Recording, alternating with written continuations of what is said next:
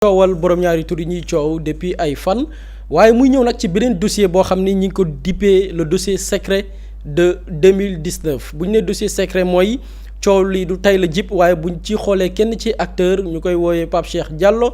en 2019 même cas bi tuddoon nañ ko ci parce que déggoon ngeen fi ay jamono ci ginnaaw benn ndaw bu ñuy woowee Cheikh Diop jotoon na fi porter plainte ku ñu naan Pape Cheikh Diallo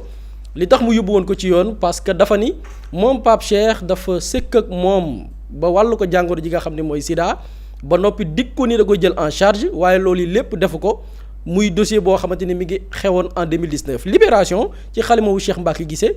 dikk ci at boobu noonu muy 2019 ne Pape Cheikh Diallo sax dafa porté woon plainte jamono jooju en mars ci weeru mars atum 2019 plainte bi moom Pape Cheikh mi ngi ko amaloon ca division bu ñu naan DSC muy division spéciale de lutte contre la cybercriminalité mooy xeex lépp lu jëm ci ñaawteef yi nga xam ni ay nit ñi ngi koy def di ko jaarale ci xarala yees yi foofilee la Pape Cheikh Diallo porté woon plainte en mars 2019 contre ndaw boobu noonu di wuyoo ci turu Cheikh Diop la mu ko doon toppee mooy collecte illicite de données personnelles maanaam dafa jël lenn ci loo xamante ni nii vie privée am la doon ko ci menacé di ci def ay mbir yoo xam ni neexu ko moom Pape Cheikh waaye di ko toppee aussi wàllum chantage maanaam nit ki kat dafa am lenn lu mu yor ci moom di sàkku ci moom mu defal ko as mbir lu ko mooy mu yàq dundam looloo taxoon Pape Cheikh porté ko plainte jamono yooyu nag kii di Pape Cheikh jotoon nañ ko auditionné maanaam déglu nañ ko biñ ko woowee taataan ko coow li ni mu demee li taxoon mu porté plainte ki nga xamante ni mooy Cheikh Diop dafa ni Cheikh Diop dafa collecté dafa yor lenn ci loo xamante nii mën nañ ko lim muy ab vidéo boo xam ni moom Pape Cheikh moo ko moom muy benn vidéo intime moom Cheikh Diop di ko ci menacé waaye moom Cheikh Diop yamul ci menacé waaye dafa jël vidéo boobu noonu muy vidéo Pape Cheikh partagé ko benn doomi aadama boo xamante ni ku ko jege la moom Pape Cheikh waaye Cheikh Diop jëlaat vidéo boobu noonu envoyé ko benn xaritu Pape Cheikh Diallo boo xam ne ab jigéen la ñoom ñaar la envoyé vidéo bi waaye Pape Cheikh nee na la ca gën a doyti waar mooy Cheikh Diop ba mu ca noppee da ko booleeg nag ay menaces maanaam di ko xupp ne ko vidéo bii kat dinaa ko tasaare ci internet bi ba ñëpp teg ci seen bët ñu bari xëy na peut-être question bi ji laaj lu ñu sekkoon ñoom ñaar junj naa ko ca njëlbeen Pape Cheikh bi ñu ko njëkkee déglu moom wax na ni wala boog Cheikh Diop wax na ni dafay sëkk ak Pape Cheikh Diallo jàpp na ni sax Pape Cheikh corom la bi ñu dégloo Pape Cheikh Diallo par rapport ak le contenu effectivement am na contenu benn vidéo boo xamante ni moom Cheikh Diop daf ci doon def li nga xamante ni mooy chantage contre ki nga xamante ni nii mooy Pape Cheikh Diallo vidéo bi nee na biñ ko laajee Pape Cheikh Diallo ni vidéo bi demee ndax waa ji dañ koy toppee collecte illicite de données daf la piraté wala dafa utiliser xarala yu yees yi ngir am accès ci sa téléphone bay jël ay données yoo xamante ni daf ko collecté de manière illicite mu ne demeewul noonu ni mu demee mooy ñoom ñaar comme que dañoo nekkoon ay corolaak ak faram kii nga xamante ni nii mooy Cheikh Diop dafa feebaroon demoon na ba benn période moom Cheikh Diop tawat dab ko moom Pape Cheikh nee na mu envoyé ko vidéo boobu maanaam ngir dëfal ko maanaam jéem koo neexal waaye leneen tamit li tax mu envoyé ko Cheikh Diop da doon ñaxtu dafa amoon doon plaindre ci moom nii dafa amoon ay picc ci yaram bi yoo xamante ni daal dafa commencé woon di ko jaaxal muy ay picc yu bizarre nee na loolu sax moo gënoon tax tamit bokk na ci li tax mu filmer boppam mu wane gannaawam envoyé ko benn vidéo pour wan ko ni man it am naa picc yooyu ca gannaaw loolu daal moo taxoon mu envoyé ko ki nga xamante ni nii nag mooy Cheikh Diop ci loolu la sukkandiku vidéo ba mu ko envoyé woon ci seen benn discussion ngir neexal ko ci la nag Cheikh Diop amee vidéo boobu nag wéy di ko def li nga xamante ni nii mooy wàllum chantage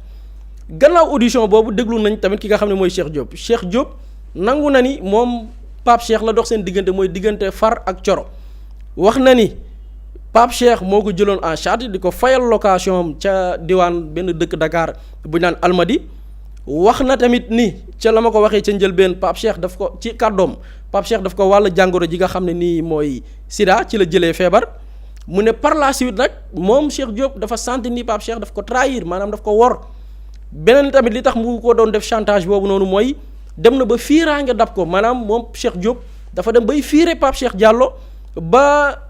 fiiraange gi jéggi dayoo daal moo taxoon mu ko doon chantage ba jël benn vidéo envoyé ko kenn ku jege Pape Cheikh Diallo envoyé ko tamit beneen xaritu Pape Cheikh Diallo boo xamante nii ab jigéen la bi ñu defee li nga xam ni nag mooy confrontation bi ki nga xam ni mooy Cheikh Diop maintenir na li nga xamante ni mooy la mu jibaloon ci Pape Cheikh ne dëgg la weddiwul ni daf ko doon chantage waaye la mu ca jublu woon rek mooy la mu sentir ni Pape Cheikh da ko namm wor wala tamit fiiraange gi nga xam ne mi ngi koy yëg ci Pape Cheikh benn moment mu jàpp ni dafa nekk ci tànk di ko abandonné di ko jëndee keneen loolu moo tax mu doon def vidéo yooyu di ko menacé ngir Pape Cheikh delluwaat ci moom du lenn lu dul fiiraange moo ko dab. Gannaaw gi leneen li ci am décision bi ci yoon jël kii di Cheikh Diop placé woon nañ ko garde à vue mais am na ci leneen lu ci topp procureur ci boppam moo levé woon après dossier boobu garde à vue bi ne pour ay nécessité enquête maanaam ñu envoyé ko beneen dossier bu gën a complet pour que lépp lu ñeel wàllum topp ñu mën ko ci amal donc loolu beneen dossier la boo xamante ne nii jiitu na li xew tey muy dossier bu 2026 bi nga xam ni jàpp nañ ci lu ëpp fukki doomi aadama liggéey wa ka ko def di waa brigade de recherche de la compagnie de gendarmerie bu Kër Massar di fàttali ni boobu tamit di beneen dossier bu bokk la dossier bii ma lim nga xam ni atum 2019 la bu ren bii nag ay arrestation la yoo xam ne ñu ngi ko tàmbali woon le 4 février ginnaaw bi waa brigade de recherche de la compagnie de gendarmerie de Kër Massar jotee benn signalement ab ndaw buy wuyoo ci turu Pape Salif Ral Thiam am ñaar fukki at ak benn ñu ne dafa am jàngoro ji sida waaye dafay wër di ko wàll ay nit ci ay rapport sexuel yoo xamante ni nii duñu faggu maanaam aar seen bopp ci lañ amee première vague d'arrestation yoo xam ne ci lañ jàpp Pape Salif Ral Thiam jàpp kuñ naan Ibrahima Camara jàpp kuñ naan Adama Diallo mu amaat beneen deuxième vague d'arrestation ñu amal ko le 5 février 2026 ci lañ teg loxo juróomi doomi aadama kenn ki di woo ci turu Mansour Bassirou Balde keneen Mamadou Ñing keneen ki di Sanaba keneen ki di Bachir Ka keneen ki di Bekay Faye loolu mooy ñaareelu pàcc arrestation bi mu amaat beneen troisième vague d'arrestation mu am bésu vendredi 6 février 2026 ci lañ tegee loxo ñeenti doomi aadama ku ñuy woowee Bekay Ndiaye am fanweeri at Doudou Lamine Dieng am fanweeri at ak juróom-ñeent di célibataire di ab agent de banque mais keneen muy Djibi Dramé ak ki nga xamante ni mooy Pape Cheikh Diallo parce que Doudou Lamine Dieng boobu noonu bu ñu jëlee ci cas bi mujj bi muy atum 2026 moom Doudou Lamine Dieng moo yoole ki nga xamante ni mooy Pape Cheikh Diallo présenté ko comme soxnaam ne Pape Cheikh jabaram la donc ci Doudou Lamine Dieng la ñu jaar ba teg loxo ki nga xamante ni mooy Pape Cheikh Diallo mais moom Doudou Lamine Dieng aussi ci moom aussi la ñu découvrir ki nga xamante ni ak keneen Djibi Dramé ci biir parce que moom Djibi Dramé bu ñu xoolee moom Pape Cheikh mën na ni ñoo bokk benn jëkkër muy ki nga xamante ne nii mooy Doudou Lamine Dieng loolu ci biir enquête bi la même bu fekkee Djibi Dramé aussi am na keneen ku ko njëkk a yoole muy Mamadou Ñing bi nga xam ne mooy étudiant célibataire bi am ñaar fukki at ak juróom benn dëkk Dakar kooku moo njëkk a yoole ki nga xamante ni mooy Djibi Dramé mu présenté tamit Djibi Dramé en tant que soxnaam maanaam Djibi Dramé bu ñu ko xoolee am na ñaari jëkkër ci dossier boobilee ñu leen di toppee association de malfaiteurs mbootaay def ko du ñaawteef acte contre nature ñoo xam ne la ñuy def mënee su ko méngaleeg yëfi nit keroog am na ku ma ne bul ne bàyyi ma parce que xar ak xar kenn mosu leen gis ñu bokk benn sexe di sekk donc ñu ne jëf ju àndul ak yëfi nit acte contre nature transmission volontaire du VIH sida ñu leen koy toppee par rapport sexuel non protégé ñoo xam ne ci seen coobare bopp daf leen di neex ñuy wàllante jàngoro ji nga xam ne mooy sida te duñu aar seen bopp waaye tamit ñu leen di toppee mise en danger de la vie d'autrui ñii dañu am benn pas-pas muy wër di fànk wala di faat ay doomi jàmbur waaye ñu leen di toppee blanchiment de capitaux seetal xaalis wu lewul parce que gis nañ ni seen réseau boobu noonu ñu ci baree bari am na ay jokkalante ci wàllum xaalis bu ñu ci nemmeeku ba tax procureur ne mënees nañ leen toppee blanchiment de capitaux waaye tamit trafic de drogue bi nga xam ni dans ce dossier le procureur bi ngi visé X parce que gis nañ une consommation bi nga xamante ni am na ci seen biir ñuy jëfandikoo sinébar ñuy chercher X boobu nag la ñu nekk di wër ak yeneen enquêtes yi nga xamante ni ma nga wëy ba tey ngir ñu xam réseau boobu lee gannaaw lu ëpp fukki doomi aadama ñu teg loxo ndax am na ñeneen ñu ci bokk ñu àndoon ceeg le quotidien Libération ci xalima wu Cheikh Mbacké Guissé soxna Ramatoulaye. jërëjëf Boury am na solo c'est que avec ce dossier tu as tellement envie de rester professionnel mais des fois doo xam-xam da nga war a réew da nga war a jooy. en fait yéen da ngeen bëgg a yàq sama émission. parce que maa ngi expliqué ngeen di reetaan alors que li may wax ni fulla la. c'est que des fois man damay retenir sama bopp mais j'y arrive vraiment pas. yéeme na de. doy na waa daal en tout cas Pape Samba nga jàpp ni 2019 bu ñu stoppé woon lii yëpp lii du am parce que lii c'est un fléau quand même. non c'est-à-dire que c'est extrêmement grave parce que booy dégg narratif yu Boury bi moo tax démb ma koy wax ma ne man dama d'accord ci narratif bi ni mu koy defee parce qu'il faut choquer les gens c'est-à-dire que nit ñi il faut ñu wax leen li nga xamante ni moom moo am. xam nga bu ñu lay expliquer naan la góor bi day fiire beneen góor nit ñoom ñaar ñii ñoo bokk benn jëkkër c'est-à-dire que t'as l'impression ni c'est le monde à l'envers quoi dafa mel ni yow ay gént lañ la nekk di nettali mais c'est pourtant quelque chose qui s'est passé dans ce pays loo xamante ne lu am la ay nit di ko fi def mais c'est un dossier extrêmement grave te li ci gën a doy waar on te dit que depuis 2019 la 2019 donc du coup il y a eu 2 plaintes le gars Cheikh Diop porté na plainte Pape Cheikh Diallo porté na plainte on te dit que il y a eu une transmission volontaire du VIH mais comment ça se fait que dossier boobu egg foofu ñu ne il y a eu transmission volontaire du VIH lan moo tax dossier bi continué wul man loolu moo ma jaaxal ba léegi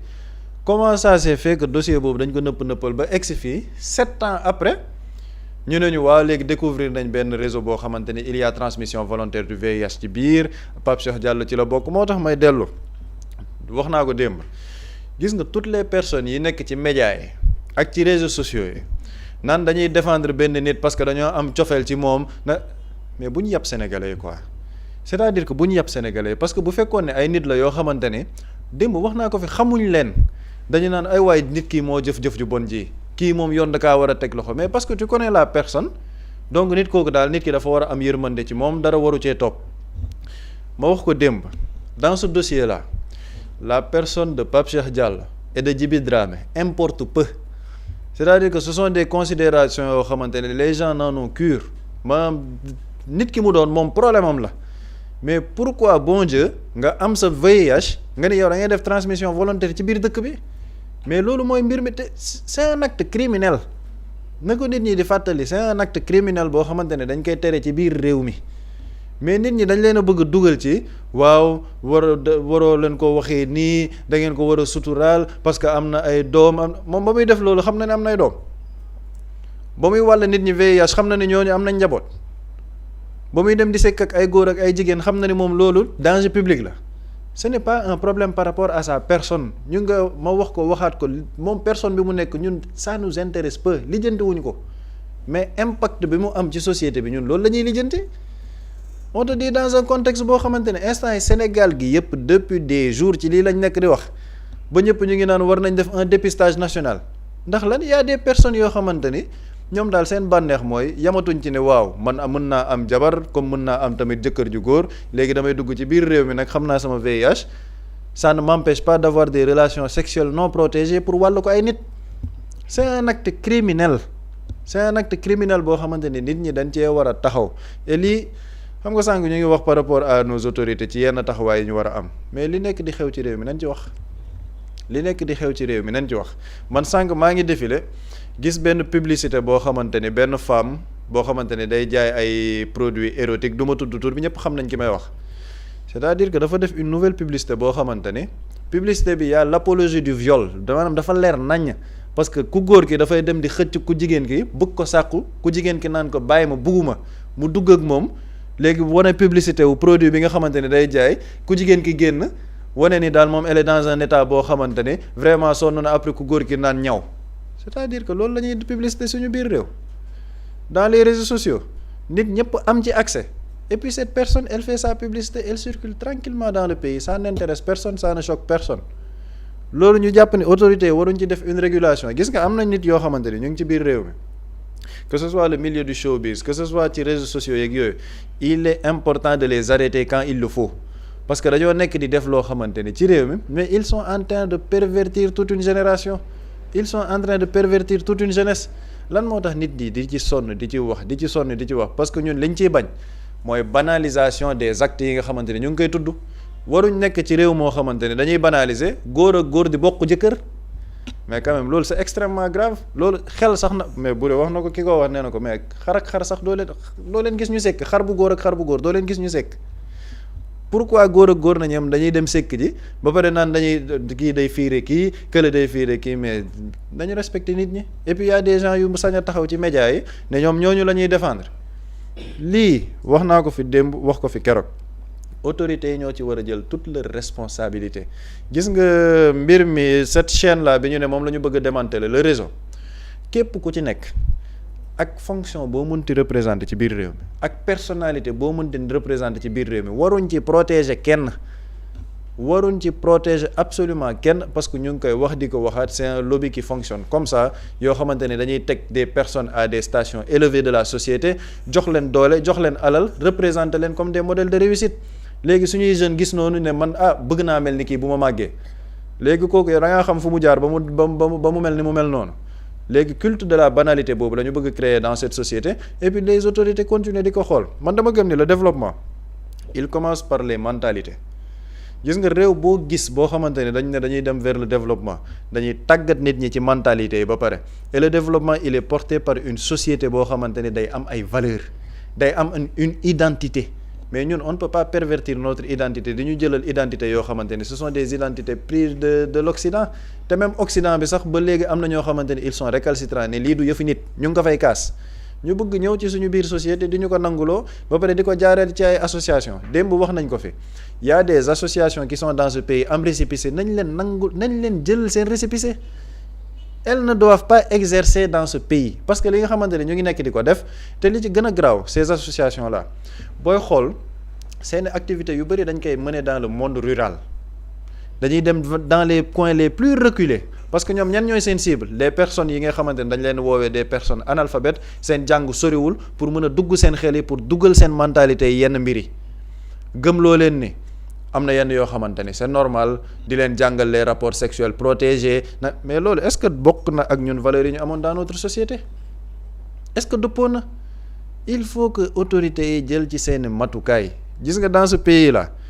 am na fooy toll il ne faut pas refuser ñu ne lii c'est un régime autoritaire bu fekk man bëgg naa régime autoritaire boo xamante ne c'est pour sàmmal ñu suñu société la c'est pour sàmmal ñu suñuy valeur la les gens qui ne peuvent pas être pudiques dans ce pays mais nañ leen teg ci yoon ñu xam ne daa am yu ñu war a respecter parce que wax naa ko dans un pays boo xamante ne amul régulation réseaux sociaux xale bu nekk mën a jël sa TikTok dugg gis façon contenu bu nekk mën a dugg ci YouTube bi gis façon contenu bu nekk dem ci médias yi foofu la gën a pëccoxoo mais cette génération là elle est livrée à elle-même li ñuy consommer loolu la ñuy màggaale loolu la ñuy jàpp ni moom mooy yoon am na ay mag yoo xamante ne mais dañuy seetaan ay série keroog maa ngi ciy waxtaan ak sama benn xarit nee na dafa dugg si këram di seetaan daj ci benn série boo xamante ne daanu ko woon seetaan mais il a été choqué par yi nga xamante ne gis na ko parce que dafa ne lii mais doomam bu ko seetaanee moom il a peur et am na ñu bëri ñu nekk ci biir réew mi ils ont le même sentiment am na série yoo xamante ne mënatuñ ko seetaan ak seen njaboot pourquoi parce qu'il y a des scènes yoo xamante ne dëppoowul ak suñu société après ñiy liggéeyee ci loolu nekk ci secteur boobu ñu ne kenn du ci wax les personnes vont continuer à en parler parce que dañoo nekk ci mbir yoo xamante ni dañoo nekk di pervertir toute la jeunesse et autorités yi moo waxaat ko ñoo ci war a jël seeni responsabilités ñoom bu ñu defee seen programme ne ils veulent un capital humain de qualité une jeunesse éduquée une société éduquée loolu yamul ci école bi kase yamul ci école bi yamul ci enseignement supérieur day yem ci valeurs yi nga xamante ni tamit day am ci biir société bi et ça si les autorités ne régulent pas li nga xamante ni mu ngi xew ci réseaux sociaux yi li nga xam ne mu ngi xew ci médias yi mais bonjour les dégâts te loolu moo tax ñu mën a toll ci réew mu mel ni Sénégal en 2026 ñu ne la góor ak góor bokk nañ jëkkër ñii ñu ngi fiirante am ay nit yu nekk ci médias yi naan waaw loolu vie privée am la saa bu dee vie privée am la na ko yemale ci biir këram mais bu mu ko yóbbu ci impact boo xamante ne day laal société bi yépp il faut qu'on soit sérieux dans ce pays et que dossier bi ñu jël ko ak sérieux bi nga xamante ni moo ngi ci parce que c'est un dossier boo xamante ni ça représente un danger de santé publique wax naa ko waxaat ko transmission volontaire du VIH/SIDA moo nekk li ci gën a doy waar sax te loolu beaucoup de personnes sont inquiètes actuellement donc nañ ci def liñ ci war a def. ci transmission de VIH boobu sax la ñuy des buri ndax man lu ñu war a mën a comprendre ce dossier mooy le pourquoi ñoom ñu doon def li nga xamante ne mooy transmission volontaire de VIH boobu quel était l'objectif au fait. l'objectif nag man pour man moo war a tax ñu gën a bañ a jël dossier bi rek jàppee ko comme acte contre nature parce que souvent ñoom ñiy def mbon gi am na ci ñenn ñoo xam ne ñu jàpp ni pour le simple plaisir la mais bu ci yeneen raxee. procureur ne mën nañ ci tudd blanchiment de capitaux parce que y a un flux financier bu important bu ñu nemmeeku ci jëflante entre ñi nga xam ne ñoom lañ ciy tudd c'est-à-dire que mbir mi kon nekkatul le plaisir rek yam ci c'est-à-dire que jëf ji dañ koy monnaie loolu lañ ci mën a jàpp leneen la ñu ne ok transmission du VIH volontaire nag mu neex la ci sa coobare bopp nga ne naa man damay dem di wàll ay nit jàngoro ji loolu jéggi na kon mbon gi nit ki am ne moom dafay sëkk ak nit ki mu bokkal même catégorie maanaam moroomu góoram am na ci leneen lu ci nekk dès qu'il y a volonté même de transmettre nit ki kii bi rek jàngoro ji rek yooyu nag moo war a permettre ñu poser wu des questions enquête bi ñu bañ ko yemale rek ci li nga xamante nii acte contre nature la parce que bu ñu ko yemalee ci acte contre nature rek dañuy faucher li nga xamante nii mooy les tenants et les aboutissants parce que y a un dossier en parallèle bi nga xamante nii ça concerne Pierre Robert on sait que c'est un réseau et Pierre Robert dossier Pierre Robert mi ngi tombeek ban période bi ñuy wax dossier Epstein. C'est-à-dire que dans ce réseau international là où on parle des présidents là où on parle des personnes très puissantes ñu ne la benn réseau de cyber pédopornographie la c'est-à-dire que c'est des personnes yoo xamante ni nii dañuy bëgg di sekk ak ay xale wala di def yenn jëf yi pour seeni mbiru bopp loo xam ne dafa ñeel mbirum seytaan loolu mun nga ko jël raccordé ko yegg si ba ci Pierre Robert nga jël Pierre Robert xool si ay réseaux ici au Sénégal nga méngale ko nga gis ni le dossier Pierre Robert c'est similaire par rapport au dossier ñii ñuy tudd parce que l'objectif c'est quoi c'est que ay xale transmission volontaire du VIH loolu pour man c'est un réseau boo xamante ni il va falloir que ñu ñeme ko bu ma nee ñu ñeme ko nag mooy ce qui est sûr et certain que bu ñu ko toppee ba mu sës am na ci leneen lu bokkul ak l'idée même de l'homosexualité mais yeneen ak ci yeneen i mbir yoo xamante ni espérons que enquête bi dina dem jusqu'au bout pour que ñu mën a déterminer cette intention là yan lobby ñoom ñoo am intérêt wu pour que ce virus là ñu tasaare ko ci dëkk bi parce que pardon comme ni ko Pape Samba waxee ce qui est dangereux mooy en dehors de l'acte homosexuel dañ ne ñu ci bari c'est des hétéros c'est-à-dire que ay dañuy sëy ñi nga xamante ni ñooy seeni moroom góor mais volontairement ñoo koy tay ñoom xam li leen dal xam jàngoro gi nekk ci ñoom ñu dem di wut ay soxna ay jigéen di takk ay jigéen loolu nit ñi ñooñu lan mooy seen intention mooy jël virus bi tasaare ko dans tout le pays jigéen ñi am ko bu ñu amee seeni doom am ko affaire bi tas ci dëkk bi maintenant la question est de savoir ñan ñoo am intérêt wu pour que le VIH sida tasaare wu ci dëkk bi et je pense que loolu moo waral dossier bi ñu yóbbu ko en instruction parce que bu fekkoon ni seulement affaire acte contre nature la ñuy viser pour mën da leen di àtte en flagrant délit peut-être même semaine bii di ñëw ñu àtte leen mais dafa am leneen lu procureur gis ci biir muy blanchiment de capitaux alal ju bari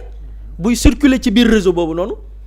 trafic de drogue nekk ci biir ñu ne ok lii ça mérite ñu instruire ce dossier là xool yan ponkal yan réseau yan organisation yan nit ñoo am intérêt pour que ce virus là propagé wu ci dëkk bi et je pense que foofu la enquête bi amee solo pour qu'on puisse savoir et espérons que li ci nit ñi di ragal mu bañ ci am parce que yàgg na ci dëkk bi moo tax wax naa ko ma ne jàpp yi ñuy jàpp bu ñu jàpp ni lu bon la jàpp bi lu baax la parce que amaana am na époque bu mu doon tombeel mais ces dossiers là du jëm kaw dañ koy ndëppal mu yegg suuf kenn du ko yëg mais bu fekkee ni ñu ngi multiplier les arrestations am na ñu jàpp ñu ne ba tey arrêté wu ñu ngi wër di traquer ay nit c'est-à-dire que y a une réelle volonté de combattre ce réseau là et je pense que espérons que dina yegg fi nga xamante ni moom la ñu yaakaar. on l'espère bien pour te rejoindre sax am na si xibaar yi bees ñaar numéros yi nga xamante sont des numéros européens jot naa fas fii mais ba tey jotuñoo yegg ci ñan la am na aussi 5 personnes yi nga xamante ne numéro fii la ci Sénégal mais jotuñoo yegg ci xam kan ak kan la. gannaaw réquisition yi ñu def réquisition yi bees effectivement et foofu gis nga partie boobu Ramatoulaye t'as bien fait de souligner cet aspect dossier bi ñu jàpp ñenn ñi bi ñu defee ay perquisition seeni kër. ba def une exploitation technique de leur téléphone portable dañu fekk ay numéro étranger yoo xam ni binduñ tur bi c'est-à-dire qu'ils ont utilisé des pseudonymes c'est-à-dire que diw par exemple kese laa jox ñu ne par exemple diw Lamine la tudd ñu changer tur bi def ko Lamzo wala diw nii la tudd ñu changer tur bi def ko leneen ñu ne numéro étranger ñu fekk seen biir téléphone utiliser wuñ les vrais noms étrangers yi nga xam ni ñoom la ñuy lëkkaloo la ñuy jëflanteel mais ay pseudonyme la ñuy utiliser ay surnom dossier boobu xoola moom laay wax ne gis nga dossier yi ba fa muy mucc man de bu amee waxuma day am ak déet mais bu amee du ma bett c'est-à-dire que la jonction des dossiers bu amee du ma bett parce que jëlal na dossier Pierre Robert xam nga am na kuñ jàpp fii kuñ naan Birame Senghor xam nga Birame Senghor la tudd fii bi ñu jàppee Pierre Robert en France parce que moom moo créé réseau fii gars yi di former ay xale di recruter ay xale yu am 3 ans à 15 ans di leen tëddee di leen sàkku di ko filmer di ko envoyer Pierre Robert mi nekk France Pierre Robert bi ñu xoolee téléphone am waa ji tudd Birame Senghor fii Sénégal il a utilisé un pseudonyme mi ngi ko tuddee Boubacar Suiti Pape Samba sax moo ko jot a tekki démb ne Boubacar Suiti mooy Boubacar neex Pape Samba moo ko wax donc nga gis ni ci biir téléphone am moom Pierre Robert bindul Birame Senghor pour que ñu xam kan mooy Birame Senghor mais dafa bind Boubacar Suiti nga jël gars yi ñu jàpp fii Sénégal seen numéro étranger yi nga xam ne ñoom lañ doon communiquer ils ont utilisé aussi des surnoms nga gis ni c'est les mêmes tactiques c'est les mêmes procédés c'est les mêmes moyens la ñuy utiliser pour mën a dissimuler les personnes yi nga xam ni avec qui ñoom la ñuy liggéeyal maintenant après je pense que dossier la boo xam ne man pour man même liñ ciy wax ni nit ñi di yéemu j'en suis sûr et certain que ça représente que 10% de li Sénégalais war a xam et espérons que dinañ dem jusqu'au bout tey parce que gis nga y aura beaucoup de pression ba ci jamono ji tey ces lobbies homosexuels puissants qu'ils sont ils sont même capables même de créer des contre-feux c'est-à-dire que pour médias yi nekk di ci wax sax non mais bu ci gars yi waxati parce que dossier bi arrangé wu leen et c'est des lobbies très puissants ñi ngi dans tous les secteurs gis nañ ni showbiz bi moom la ci nit ñi doon ni naan sénégalais mun na yokku de waaye du sos gars yi dañu doon toog fi naan showbiz bi la ëppee tel mais après les enquêtes bi mu wane nañ ni tel secteur la ëppee mais du secteur boobu kese parce que secteur boobu li leen di soxlaa mooy l'influence bi ñu mën a impacter mais ñi ngi fépp dans tous les secteurs maintenant nag moom laay wax ne courage on aura le courage dem fi nga xamante ni nii mooy la ci sénégalais di xaar muy s'il y a des réseaux très puissants qui sont derrière mais ñu démasquer leen et puis mu nekk loo xam ne dafay fës mu nekk alerte pour que ñu mën a stopper li nga xam ne mooy hémorragie bi nga xamante nii mi ngi doon law suñu réew te bu ci lii amul woon kenn xamul les conséquences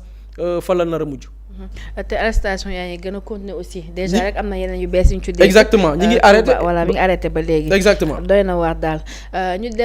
jàll ci deuxième sujet bi nga xamante ni mooy faatu étudiant boobu doon wuyoo ci turu Abdoulaye Ba. Mously Immo Sénégal moo leen di indil saafara ci jafe-jafe bu ngeen am ci wàllum immobilier yow mi bëgg a jënd kër yow mi bëgg a tabax wala nga jaay sa terrain jokkool ak waa Mously Immo ku am sa kër bëgg ku la ko terrassel wala nga am sa tool bëgg ku la ko lotisel defal la ko ay terrain Mously Immo Sénégal daf leen koy jàppandal gunge leen ci anam gu mucc ayib ku am sa kër itam te nekkuloo ci biir réew mi bëgg ku la ko toppatool gérer la ko Mously Immo moo ci gën a gaaw gën ci wóor ku bëgg réfectionner tabax wala nga defar plan architecte mën nga jokkoo itam ak waa Mously Immo Sénégal mën ngeen leen a woo ci 77 887 25 13 77 887 25 13 Mously Immo indi saafara ngir jëndum kër tabax jaayum terrain terrasse yi ay tool wala lotissé ko defal leen ko ay terrain loolu lépp Mously Immo moo ci gën a gaaw man ngeen itam abonné ci seen chaîne YouTube Mously Immo Sénégal ngir am yeneeni xabaar yu gën a dëggu wala itam wàllum conseil ci wàllum immobilier fii ci biir réewum Sénégal